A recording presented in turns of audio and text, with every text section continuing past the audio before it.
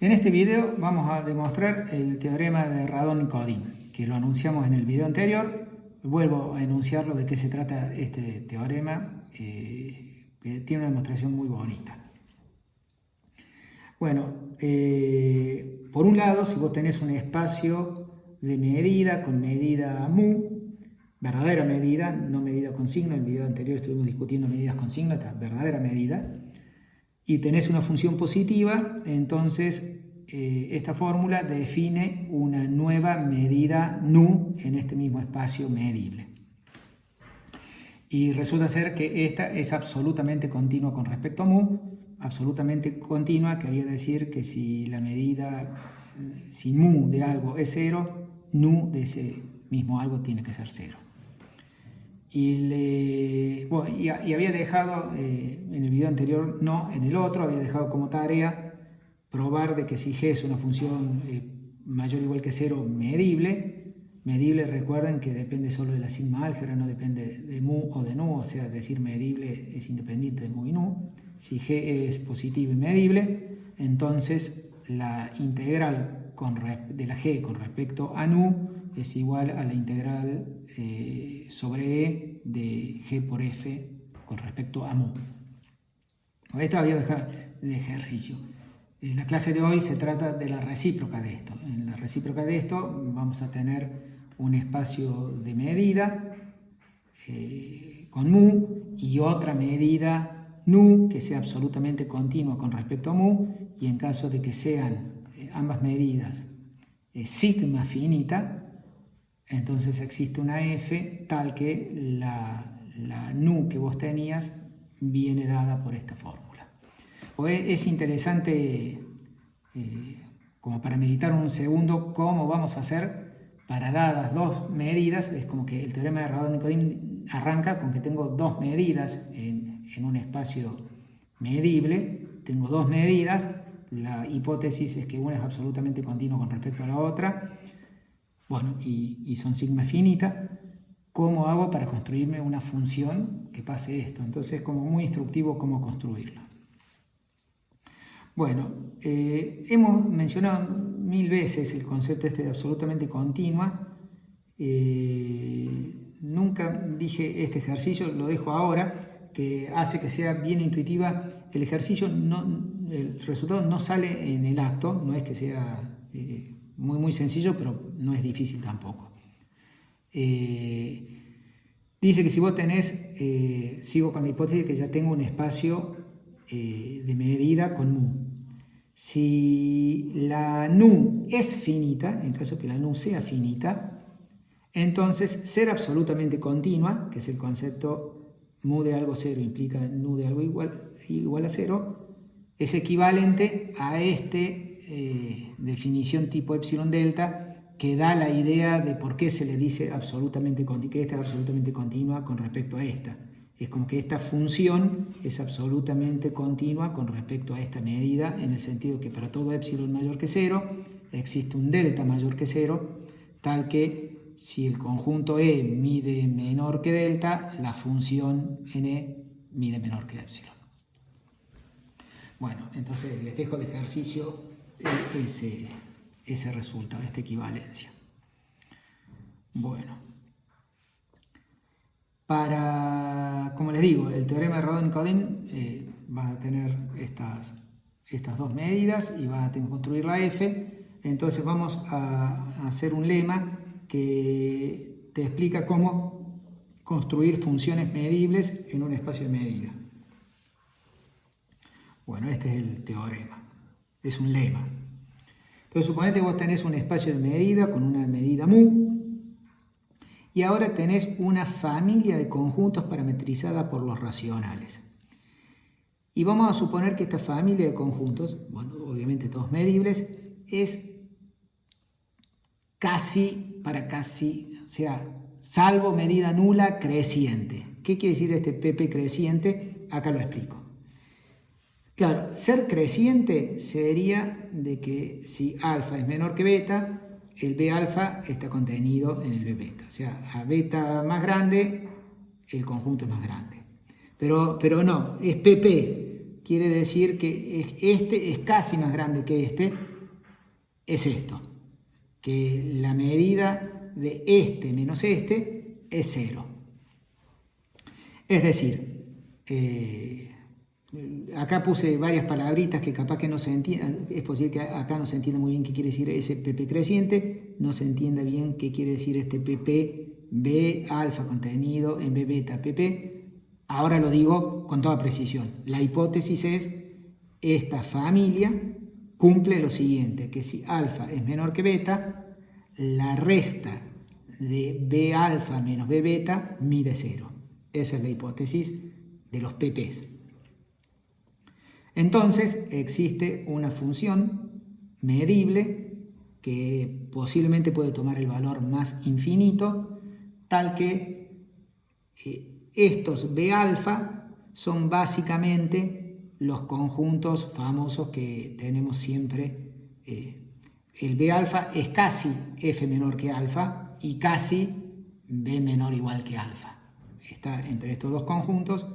El segundo renglón dice casi lo mismo que este, solo que tomando complemento. Si tomas complemento al primer renglón, te sale el segundo renglón. Tomo complemento acá, el complemento de este es este, se me da vuelta la desigualdad, complemento de este es este. Así que el segundo renglón no dice nada nuevo, simplemente los escribo los dos. ¿Y PP qué quiere decir? PP quiere decir que la verdad es que este menos este mide 0 y este menos este mide 0. Bueno, además, en el caso de que X sea la unión de todos estos B alfas, que este X sea la unión de todos estos B alfas, PP, nuevamente, que X sea la unión de todos estos PP quiere decir de que la diferencia de ellos mide 0. Entonces la F va a reales, no a reales extendidos.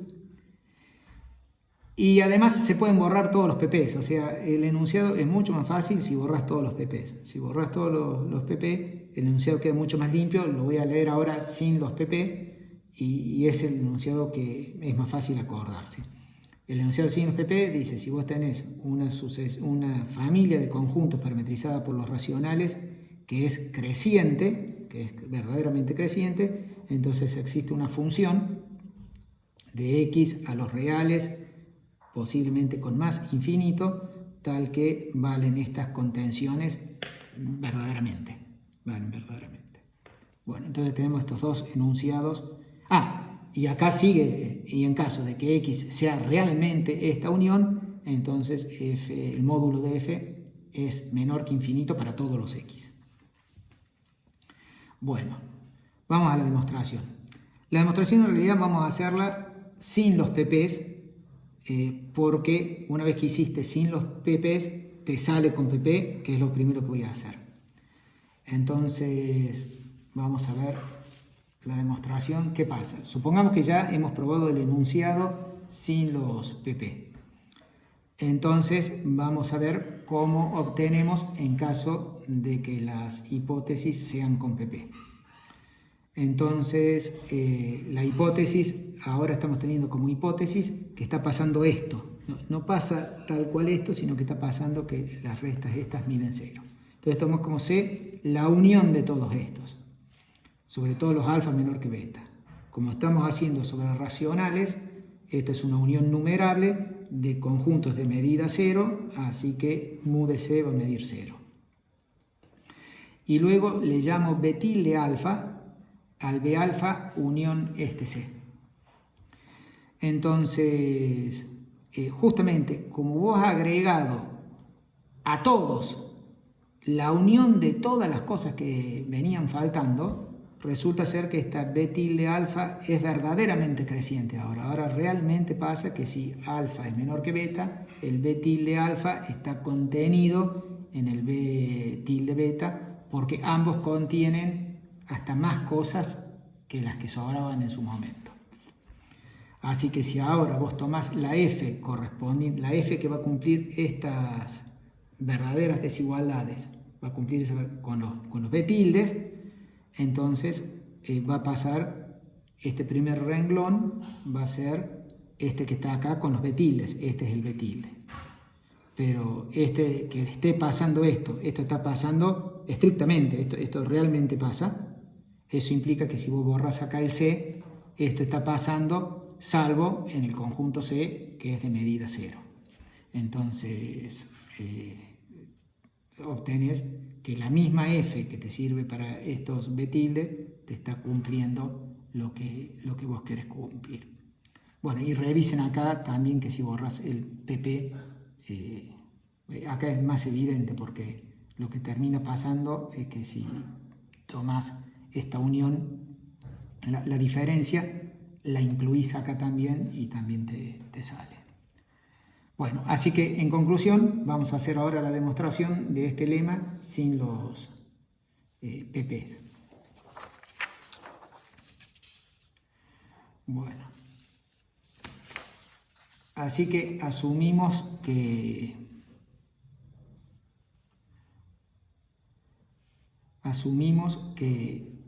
esta secuencia ahora es verdaderamente creciente. Es decir, esto está contenido en esto. Y entonces ahora tomas f de x igual el ínfimo de todos los alfas, tal que x pertenece a b alfa. Bueno, conclusión. Esta es una... Claro, es como que vos vas tomando... Estos b alfa ahora están... Los b alfa van creciendo, ¿no es cierto? A medida que el número racional va agrandándose, los b alfa van creciendo. Entonces, ¿qué pasa si el x no pertenece a ninguno de los b alfa? Bueno, es como que no pertenece ni al B8, ni al B80, ni al B150, ni al B1.000.000. Bueno, es usual que eso justifica por qué uno considera de que el ínfimo del conjunto vacío es infinito. Entonces, tomarlo como convención y lo que acabo de decir es justificar un poco el porqué de esta convención. Bueno, entonces tomas el ínfimo de todos los alfas tal que x está en un b alfa. Y en caso de que este conjunto sea vacío, f de x da infinito. Bueno, esta f es la que cumple. ¿Por qué? Porque si el x está en un b alfa, entonces f de x es menor que ese alfa porque es el ínfimo de todos los alfa tal que x está en b alfa. Así que obviamente x en b alfa implica que f de x es menor o igual que alfa. Eso prueba esta contención. Y ahora al revés. Si f de x es menor que alfa, como f de x es un ínfimo y este es un poquito más grande que este, hay alguien en el medio que está en el conjunto. No puse en el medio, puse menor que este porque es lo que me interesa. Existe un alfa 1 menor que este, tal que el x está en el b alfa 1. Pero como es creciente, el b alfa 1 está contenido en el b alfa. Así que como conclusión, si f de x es menor que alfa, el x está en b alfa. Así que esa es esta contención y ahí hemos obtenido la segunda desigualdad. ¿Qué más? Lo que nos está quedando ver es que es medible y nos está quedando ver esto. Bueno, nos está quedando que si x es la unión de todos los b alfa, entonces nunca da infinito. Bueno, eso es automático, ¿no? Si x es la unión de todos estos b alfa, nunca pasa de que este conjunto sea vacío. Así que nunca pasa de que f de x esté dando infinito. ¿Y qué más? Y nos falta ver que es medible. Es medible porque justamente este segundo renglón dice más todavía. Dice que f del conjunto donde f es menor que alfa es la unión de los b alfa 1 con todos los alfa 1 menor que alfa. Y como cada uno de estos son conjuntos medibles, entonces te ha quedado que este conjunto es medible para cualquier alfa y eso prueba de que f es medible. Bueno, chequeen esta igualdad, pero sale automáticamente de esto. Bueno, así que acá tenemos una maquinita constructora de funciones. Les cuento, antes de seguir, porque creo que ya nos venimos al teorema de Radon y Kodim, que la demostración que voy a hacer es básicamente sigue la edición 3 del Roiden. Este lema también está sacado de ahí y la demostración que voy a hacer está en la tercera edición. En la cuarta edición y en Wikipedia hay una demostración menos constructiva que las que estamos haciendo acá. Acá la demostración que estoy haciendo es más constructiva. Sospecho de que tienen más fácil acceso a ver la página de Wikipedia, que está la demostración que tiene el Roiden en la cuarta edición. Así que bueno, para que tengan acceso a las dos demostraciones elegí hacer esta de la tercera edición, que además me parece que tiene el valor de que construye explícitamente la F. En la otra también, la otra demostración es como que termina siendo como un supremo. En fin, está muy buena la otra demostración y es una idea que se aplica muchas veces. Pero bueno, ya les dije por qué terminé eligiendo hacer la de la tercera edición. Bueno, vamos al enunciado y a la demostración del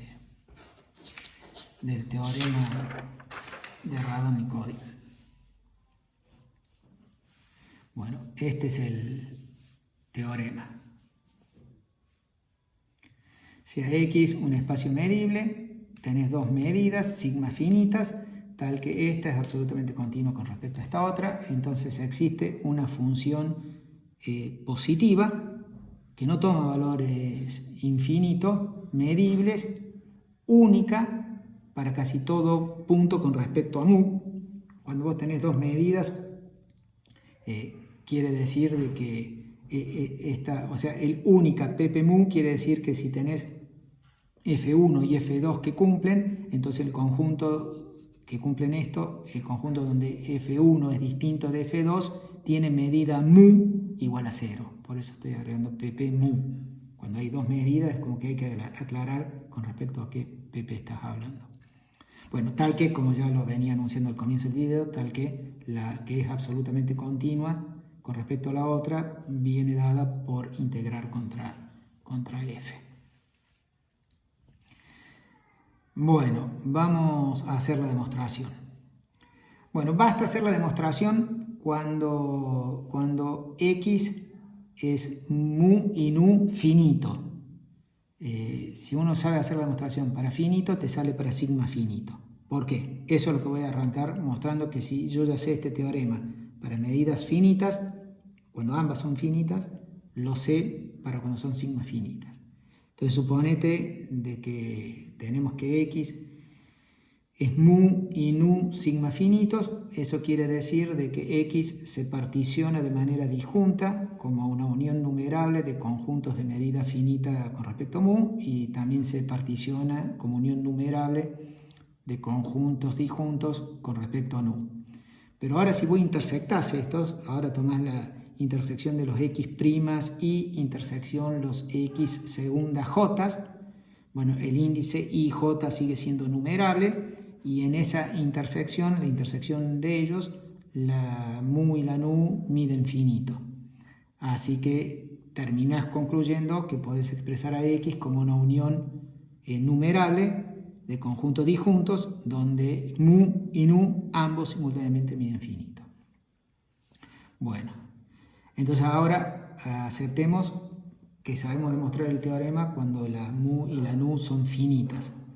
Entonces, si lo hemos probado, nos restringimos a los xy, ahí ambas miden finito, así que me aparece una función fi definida en el xy, a los reales positivos, de modo tal que la nu en los subconjuntos de xy medibles viene dado por integrar contra la fi.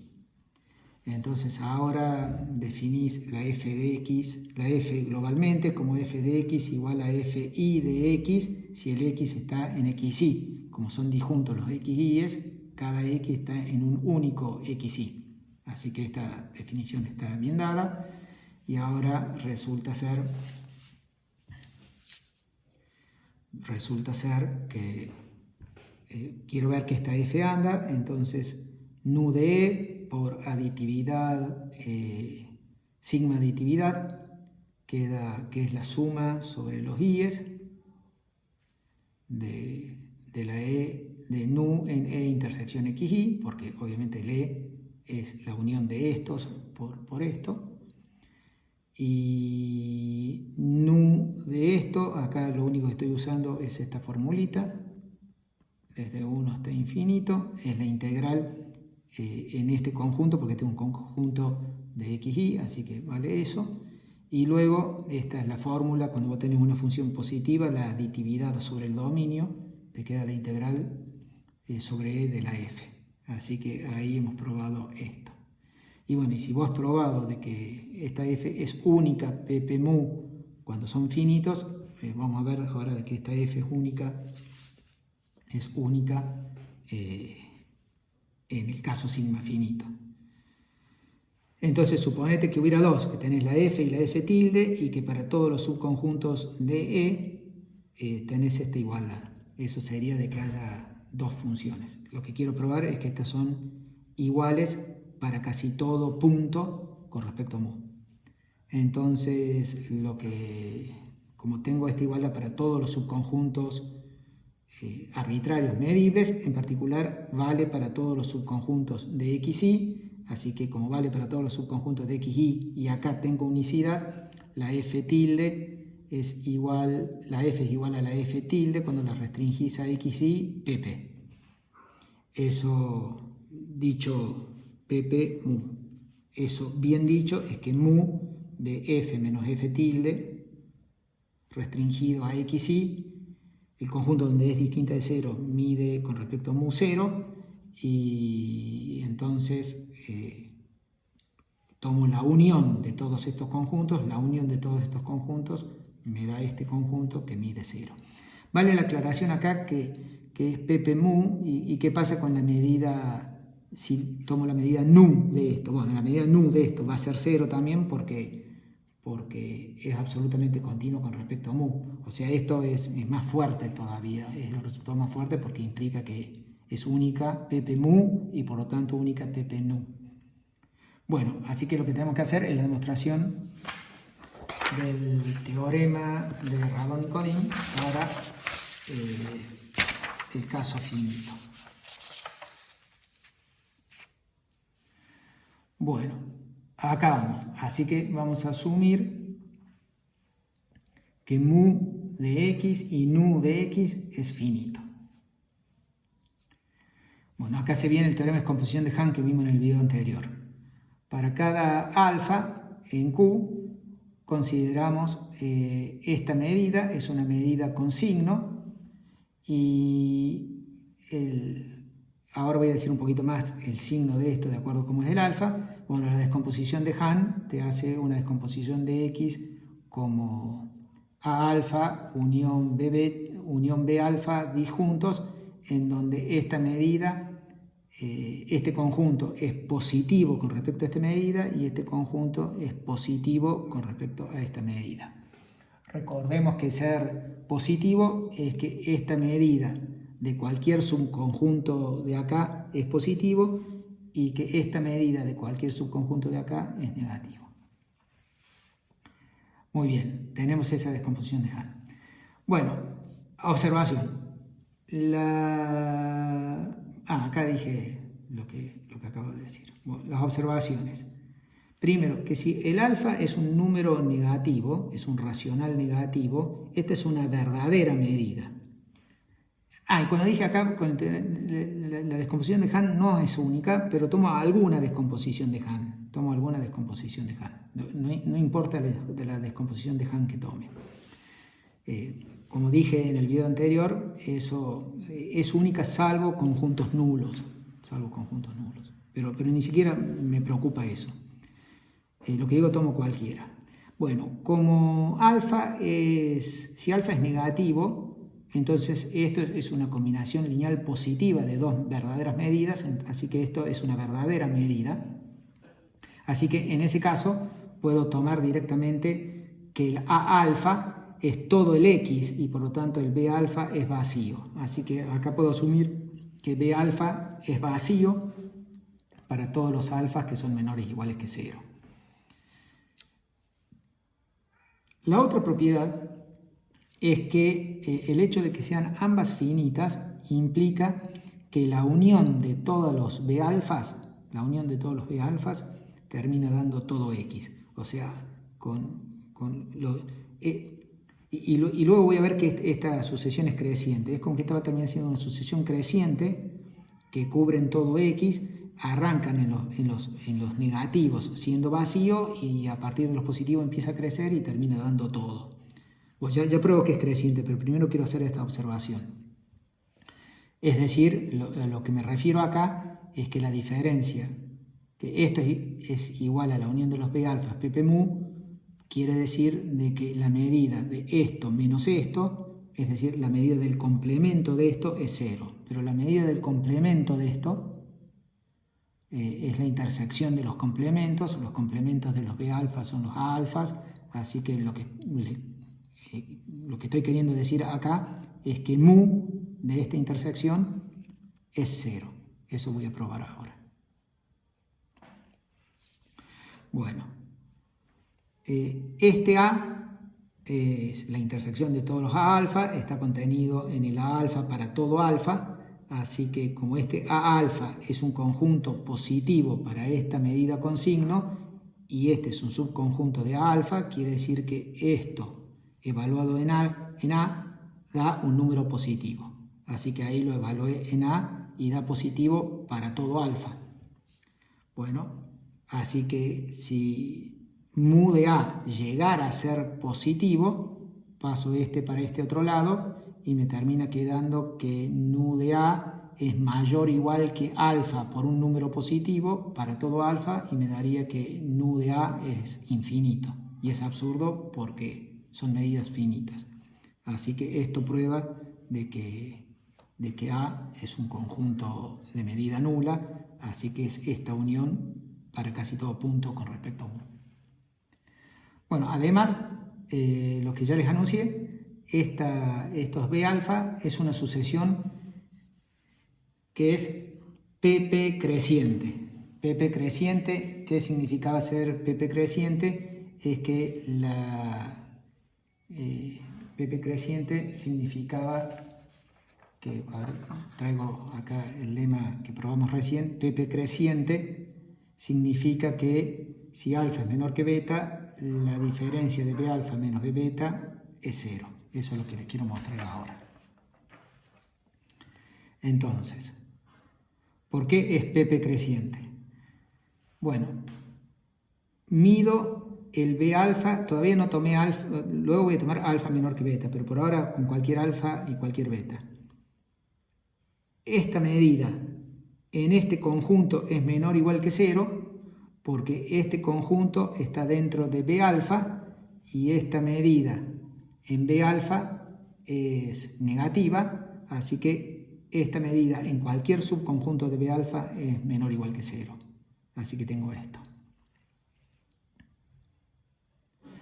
Por otro lado, acá pongo el beta del mismo conjunto.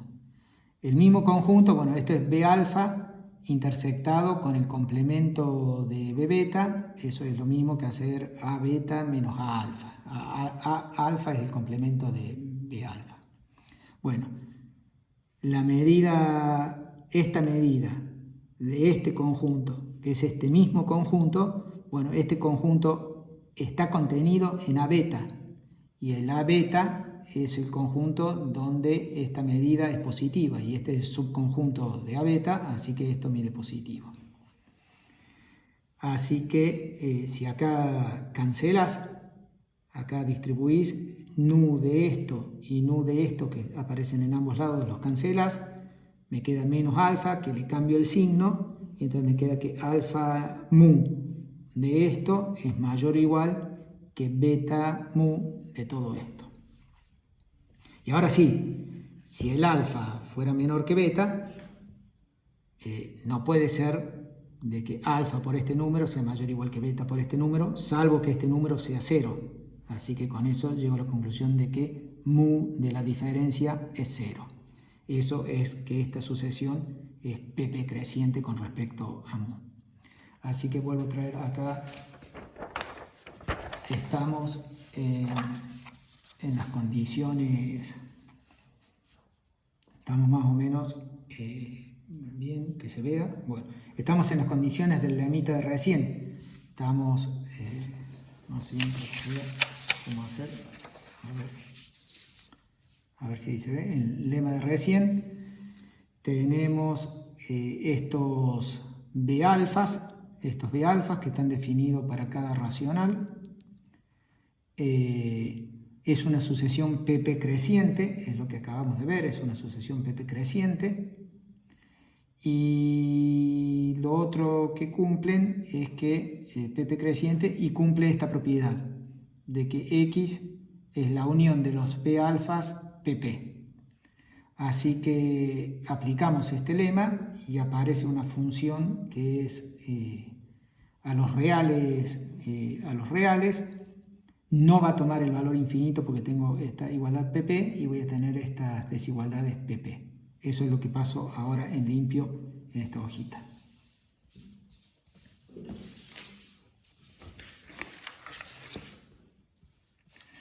Así que obtengo una función que va a los reales, no infinito, no toma infinito porque justo por esta propiedad acabo de decir que no toma el valor infinito, que corresponde a esta sucesión, a esta familia de conjuntos parametrizadas por los racionales, que es PP creciente, y resulta ser que esta es mayor o igual que 0, justamente porque los B alfa con alfa negativo son vacíos. Entonces, capaz que acá viene bien repasar cómo era la definición de la función. La función f de x era el ínfimo de los alfas, tal que x pertenece a B alfa. Nunca un x pertenece a un B alfa con alfa negativo, así que los f de x me están dando todos positivos.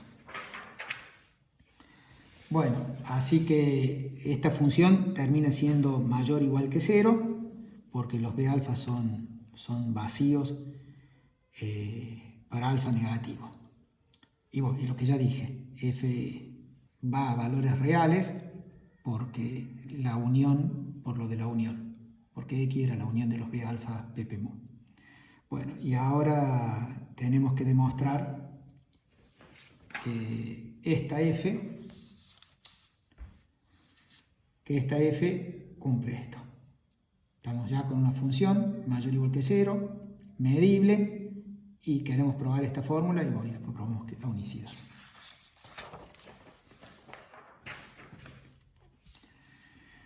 Bueno, y no había puesto la formulita, la propiedad del teorema es esta contención de aquí, que vale PP, porque estamos en la situación PP de este enunciado.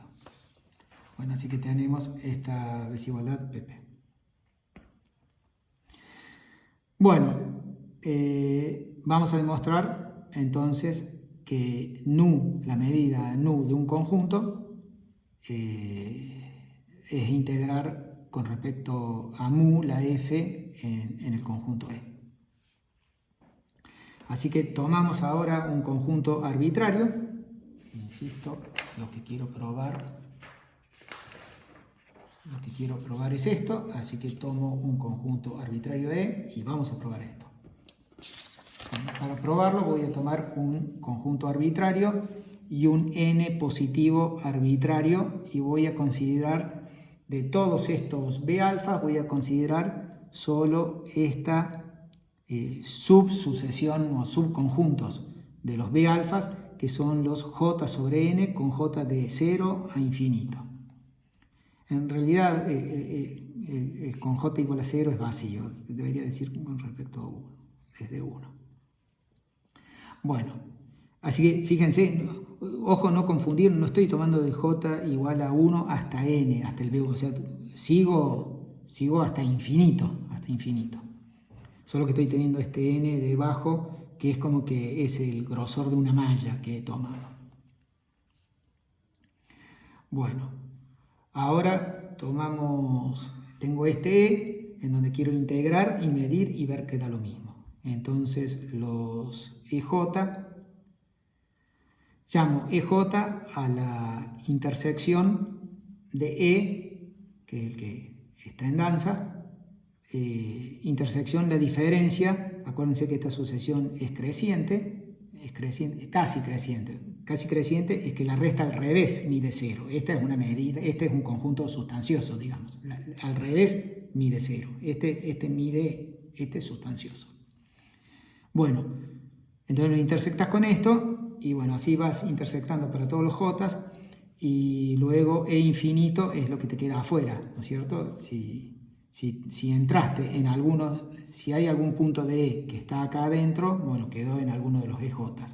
Si no entraste en ninguno de estos BJ, bueno, eso queda en E infinito. Bueno, así que resulta que el E termina siendo el E original, termina siendo este E infinito, que es lo que no entraron en ninguno de estos BJ sobre N, y como no entraron en ninguno de estos BJ sobre N, no entraron en estos EJ. Así que el E es esta unión disjunta que está acá. Esta es una unión disjunta. Disjunta porque voy sacando.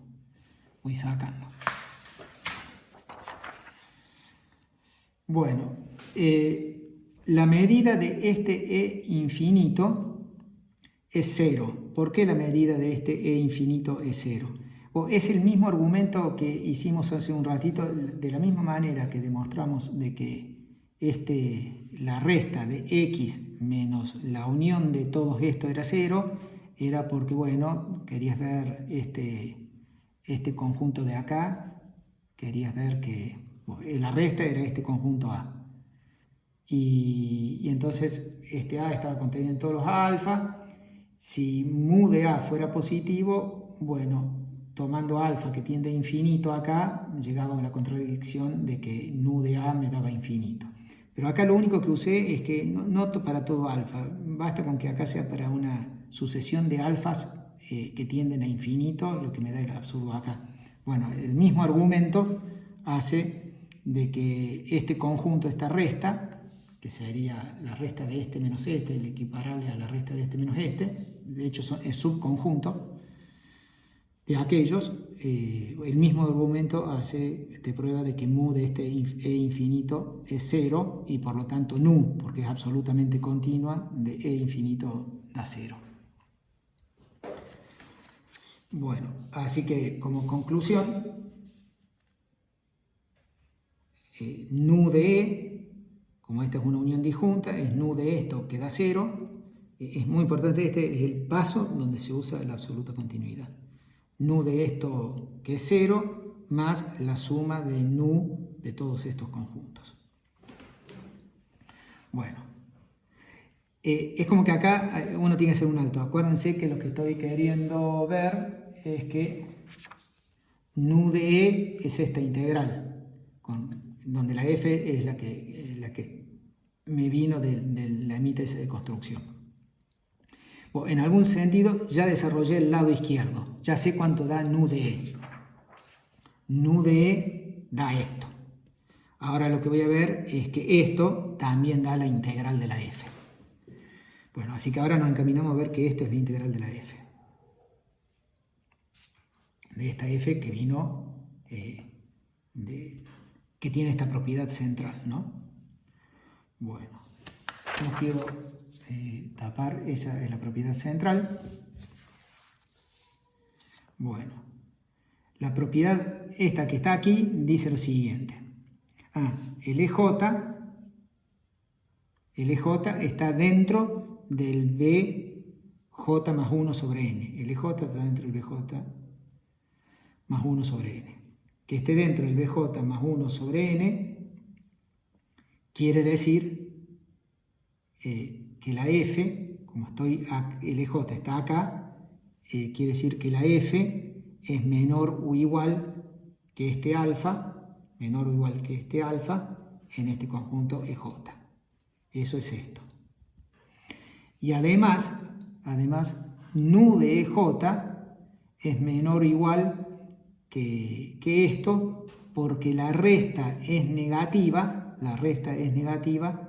y la resta es negativa porque este conjunto era negativo.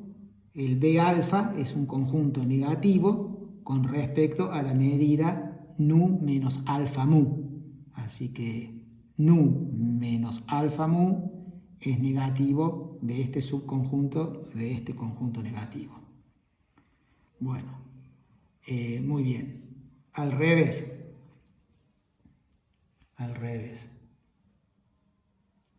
El EJ está contenido en el complemento del BJN, o sea, está en el AJN. Está en el AJN. Este es AJ sobre N. Bueno, que esté en el complemento del AJN es la desigualdad. Primero miro la desigualdad de esta. La desigualdad de esta dice, si vos tomás acá complemento, bueno, el complemento del B alfa está contenido en el complemento de este, que es F mayor o igual que alfa. Así que como este está en el complemento de este, el EJ está en el complemento de este, así que la F es mayor o igual que el alfa en el EJ. Y por otro lado, como el EJ está contenido en el conjunto positivo de la medida nu menos J sobre N, entonces esto es mayor que esto porque este conjunto es el conjunto positivo de nu menos J sobre N mu. Así que tengo esta otra desigualdad. Y bueno, ya estamos cerca. Conclusiones. De la primera, la integral sobre LJ de f da menor o igual que j más 1 sobre n por la medida del EJ, y de esta otra mayor o igual que j sobre n por la medida del EJ. Bueno, y ahora, ¿qué hacemos? A su vez, acá, mira esta desigualdad. Bueno, acá dice j sobre n. Acá dice j más 1 sobre n. Pasa el 1 sobre n restando para allá. Me queda que j sobre n por la medida del EJ es mayor o igual que nu de j menos este 1 sobre n que pasa para allá de mu de j. Así que esto es más grande que esto. Así que esto es más grande que esto. Y del mismo modo, acá dice j más 1 sobre n del EJ. Y voy a usar esta desigualdad. En esta desigualdad sumo a ambos miembros 1 sobre n mu de j. 1 sobre n mu de j. Lo sumo a ambos miembros y entonces me queda que esto es más chico que esto. Así que tengo esa desigualdad. Y ahora, bueno, vuelvo a esta verdad que teníamos aquí. En realidad aquí rescaté esta. También necesito que mu de E es igual a la suma de mu de los EJs, que sale igual que acá. O sea, igual que como estábamos acá. Como este mide 0 con respecto a mu y con respecto a nu, bueno, en ambos casos obtengo las dos desigualdades. Bueno, estaba aquí, así que ahora lo que hago es sumo con respecto a j todo. Así que por la aditividad del dominio, acá al medio me queda la integral sobre e, y acá usando estas dos fórmulas obtengo que la suma de estos me da nu de e, mu de e, nu de e, mu de e. Y así que ahora esta es una desigualdad que está valiendo con n arbitrario.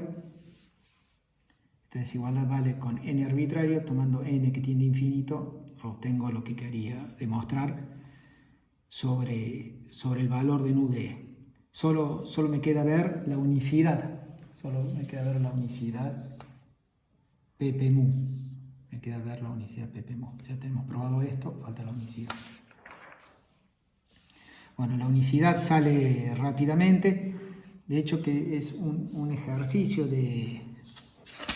A ver, antes de hablar del ejercicio, digo, suponete que vos tuvieras que la integral de f1 es igual a la integral de f2 sobre todo conjunto medible. Entonces pasás restando te queda que esta integral, todo esto está siendo finito porque son funciones, esto está siendo la nu de e, que es una medida finita, esto sería nu de e y este también es nu de e, son números finitos, los paso restando y me queda que la resta es 0. Pero esta es una función integrable porque, como digo, estamos todos en el ámbito donde mu y nu son medidas finitas. Así que esta función es integrable y es una función que da 0. La integral de esta función integrable en x es integrable en x. La integral sobre cualquier subconjunto es 0. Bueno, y hay un ejercicio en el práctico que justamente dice de que esto es 0 pp. Yo la repasé en un video anterior, cuando hacíamos diferenciabilidad, que les dije es parecido. Este es el enunciado del ejercicio que está en el práctico. Este era más difícil, pero si vos tenés una función integrable en un conjunto, en este caso sería x, tal que la integral sobre a es 0 para todo subconjunto del x, entonces f0 es pp. F es 0 pp. Eso es lo que tenemos ahí. Así que, bueno, para cerrar, la f de este teorema, se llama la derivada de nu con respecto a mu. Y se denota derivada de nu con respecto a mu.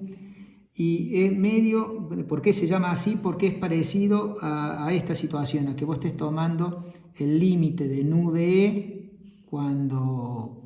cuando e se va achicando a un punto x sobre mu de e. Es como que estuvieras tomando este límite. Esa es f de x. F de x es como que estuviera haciendo esto, ¿no?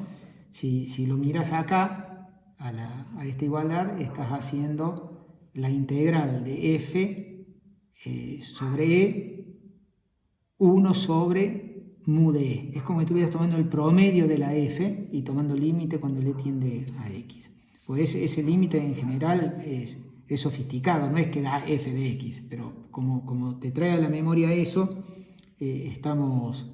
la denotamos así.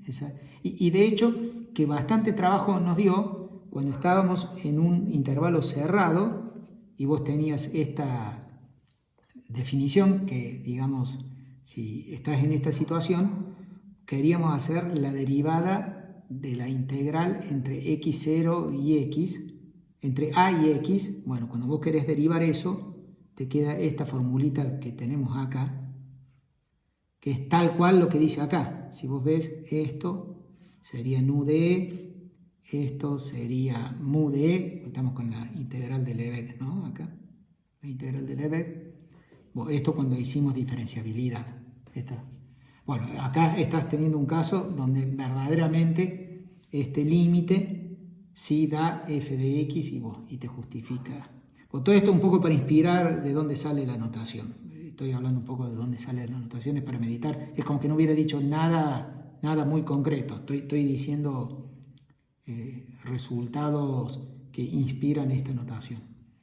Bueno, y el último es que sí vimos en el ejercicio que habíamos dejado al final de la clase anterior y que arrancamos en la clase de hoy.